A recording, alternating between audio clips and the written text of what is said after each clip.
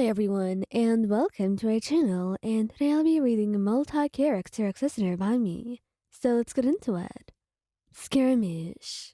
Scaramouche was very PG-13, so if you're going to do anything that's above that, it is certainly going to surprise him, or at least shock him a little bit.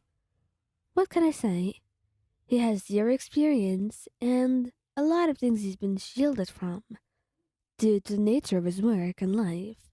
He was over at your place, and the thing is, you were acting weird the entire day. And you told him that you were going to your room for a while, which he was a little bit upset about, but didn't say anything. After all, you could do whatever you wanted. He just felt a little bit disappointed that he went over to your place, only for you to go and stay in your room without him. So he waited for you to come out, upset, until he heard some weird noise. You were moaning. Of course, Scaramouche had no idea what that sounded like. To him, it simply sounded like you were, I don't know, in pain. That was the closest thing you could actually match it to.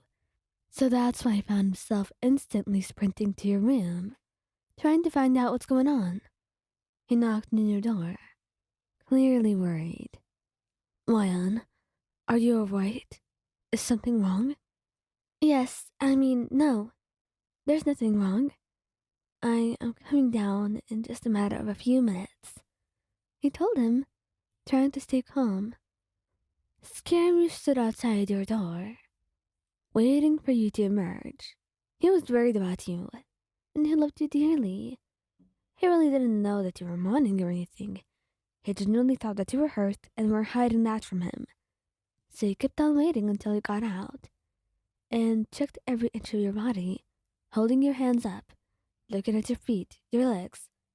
Then why were you making those sounds? If you're not hurt. You blushed brightly. You were kind of relieved you didn't know what moaning was. At least for now. So you were not going to explain it to him. Mostly because you didn't want him to feel embarrassed, and also because you did not want to feel embarrassed as well. So you told him, it's nothing to think about, Scara. And just as he was about to protest, you distracted him with a kiss. It worked pretty well, and you were relieved with that. Venti? Venti was actually oblivious most of the time, but he was anything but stupid. So he knows what a moan is when he hears it, and he certainly finds it a little bit suspicious. The thing is, he actually was not prepared for anything more extra than just spending some time with you. Venti found intimacy a little bit difficult, and same with vulnerability as well. It was something very delicate for him, and he was trying to figure out how to be able to deal with that. However, most of the time, he didn't need to. Cuddles and kisses were quite alright with him now. But anything further than that was a little bit too much. So when he was sitting normally and waiting for you to come out of your room since you went to get something and heard you moaning, he blushed brightly.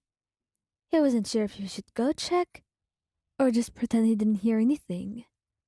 Eventually, curiosity won over and he went to your room, only to see you laughing once he actually went in, blushing brightly. Well, I was thinking maybe you could do that and see how long it takes you to come here. What? Are you not excited to do something more intimate together? He looked at you, blushing brightly. Well, you see, Wayan, I'm kind of... Oh no, I just remembered. I have to go to the church now. I promised Barbara I'd be there, he said quickly, and soon he disappeared. Oh well, maybe you embarrassed him too much. To be honest, you were disappointed as you wanted more time with him, but it was fine. It wasn't like you were going to force him to stay. You just wished you could stay a little bit more. But it's fine. It is what it is. You were not going to force him to stay, so that's how it was gonna be for now. Maybe next time at least give him a warning or a hint, so he won't be so shocked as to go to the church. Either way, he was really going to make it up to you. So it was totally fine. Xiao, much like Skira, he did not know what a moan meant or what it was. It was certainly something very new to him and surprising. And he, too, would associate it with a sound similar to pain.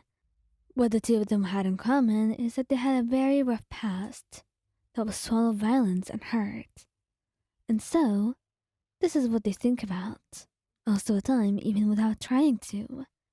So, as the two of you cuddled, and Xiao was getting settled, finally starting to relax and get the hang of this, you told him that you were going up to your own room to do something, and he nodded, letting you leave, though he was a little bit disappointed to let go of you, and kept looking towards the stairs, waiting for you to descend once you went up. And that's when they heard the moan echo throughout the room. Wow, that was quite loud. That was his first thought, before he immediately teleported to you. And then, you looked at him, staring, thinking that he had gotten the hint and wanted to make out with you or something. But then, you noticed the worry all over his face, the concern. Wyan, are you hurt? Please, let me check. You tilted your head. What? What are you talking about? You were just making that sound. You must be hurt.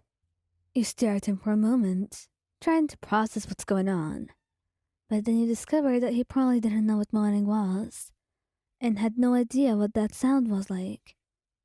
So, even though things didn't go like you wanted, you couldn't keep yourself from laughing, and that's when Xiao started blushing, pouting and looking away.